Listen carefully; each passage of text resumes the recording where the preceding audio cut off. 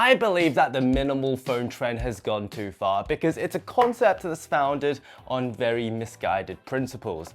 Hi all, my name is Davis and welcome back to my channel where we talk about all things tech. And today we aren't strictly talking about tech, rather we are talking about the lack of it. Because yeah, we are talking about the concept of minimal phones. In the past we've covered a wide variety of them, from e-ink phones like the Big Me Highbreak to the Barbie phone, and one of my subscribers have recently told me to try out the NoPhone, and I've got one in my hands today. But before we get to the NoPhone, I just want to talk about the trend of minimal tech that's been quite persuasive recently.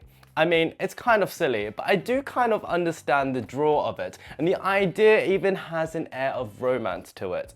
Ever since the rise of the smartphone in the early 2000s, from early Palm Trios to Blackberries, the ability to communicate with anyone around the world with those satisfying keyboards has turned a device that would only be picked up occasionally throughout the day to make a phone call into something that's incredibly addictive.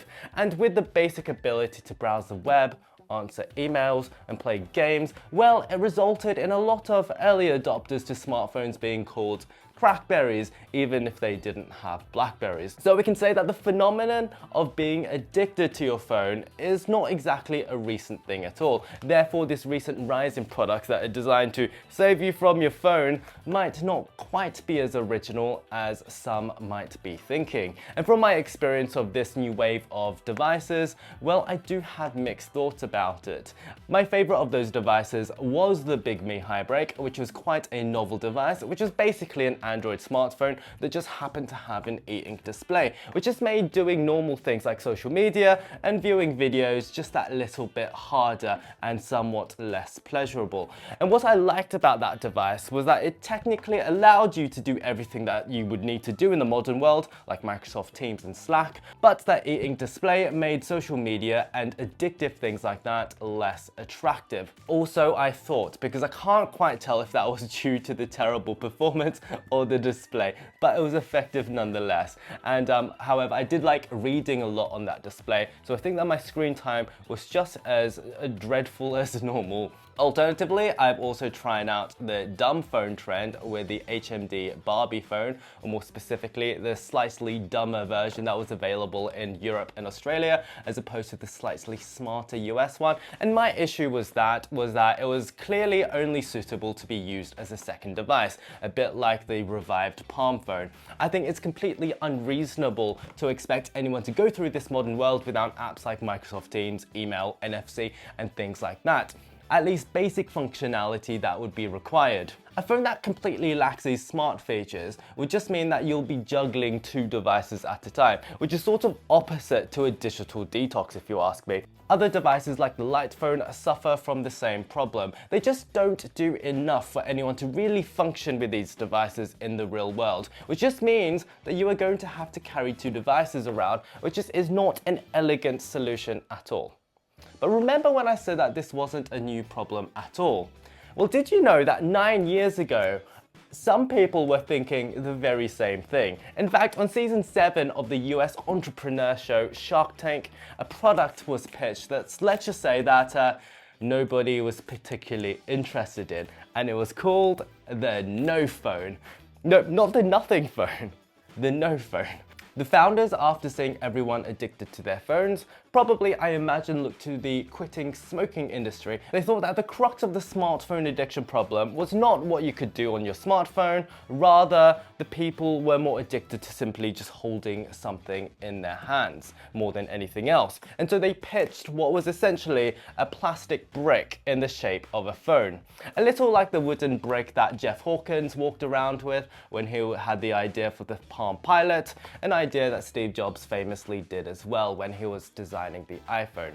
This is like a phone prototype that you can buy. Instead of being the precursor to a device that would have us addicted to screens, it was supposed to save us from smartphone addiction itself.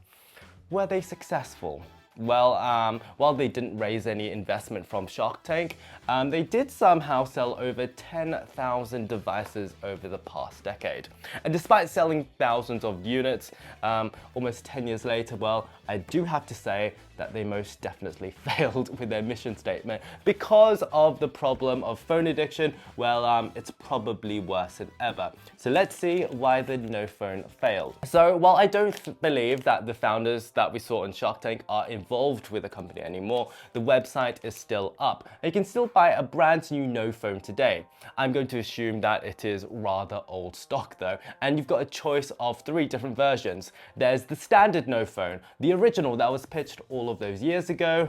You've got the NoPhone Selfie, which is the one that I bought, and then we've also got, most ridiculously, the NoPhone Air, which, unlike the MacBook Air, is it actually feels a little bit like a scam. It's literally just a plastic bag with air inside it. I mean, I do know that it's a bit of a gag gift, but there's literally no phone at all in it. Who's paying $7 for that? And also, quite hilariously, you can multi-buy your NoPhone and get them for your entire family, or you can get them as a very passive-aggressive gift to a family who you really despise. So this is the NoPhone Selfie, and this is what you get. So on the front of it, it says, a fake phone for people addicted to real phones and selfies.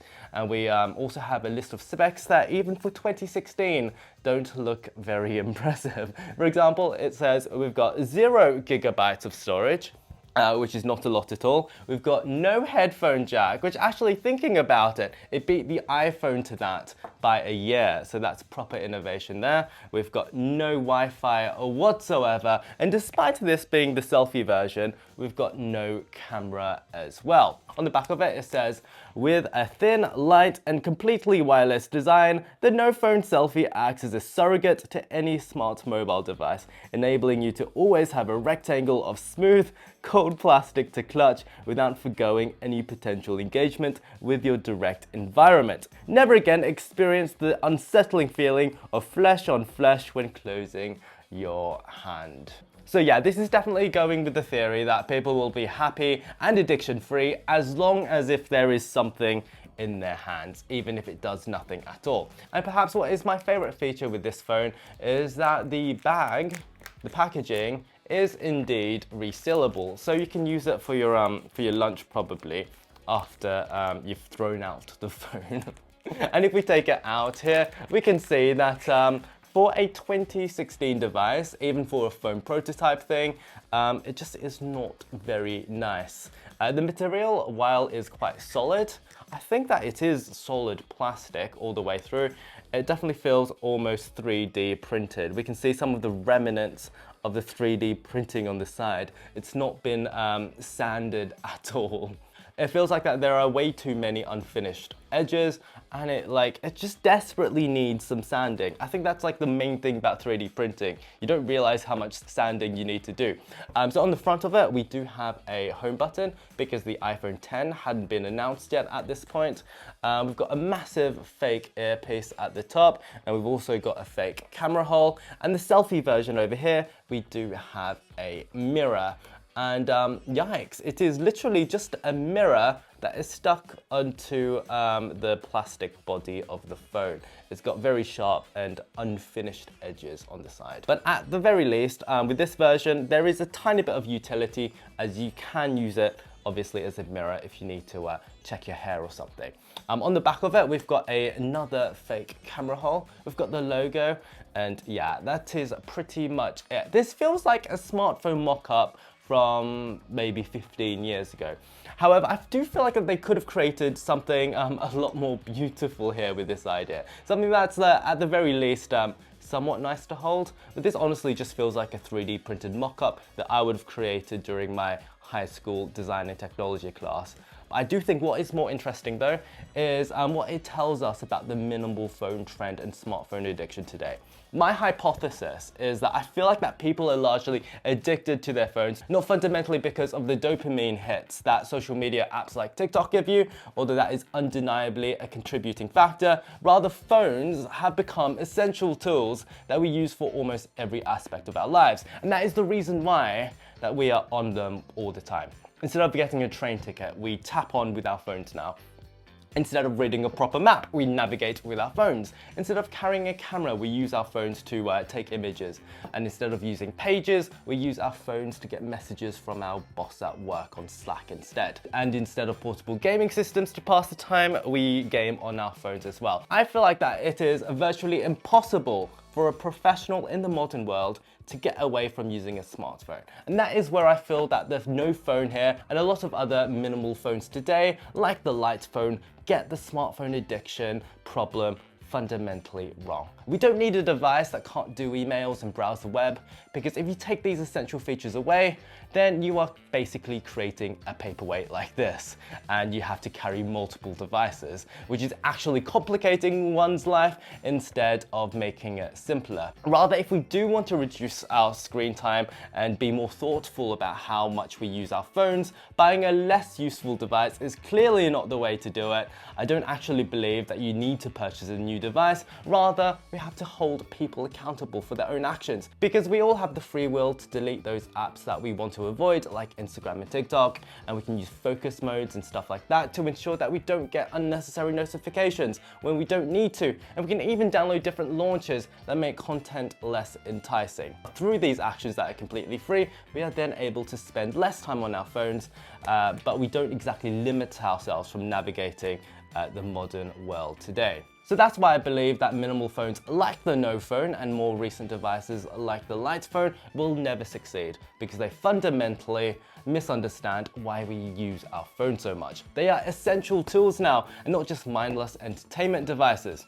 And that brings me onto the sponsor of this video. If you are looking for a phone case that feels like nothing on your phone, if you are looking for a phone case that allows you to actually enjoy your phone's original design, but also to keep it protected, then I am glad to be able to offer the Arc Pulse case for iPhone, Galaxy, and Pixel for 10% off for the next 30 days. I've been using these cases for the last couple of years, and although I do try other cases when they come to my front door, I always come back to the Arc Pulse case.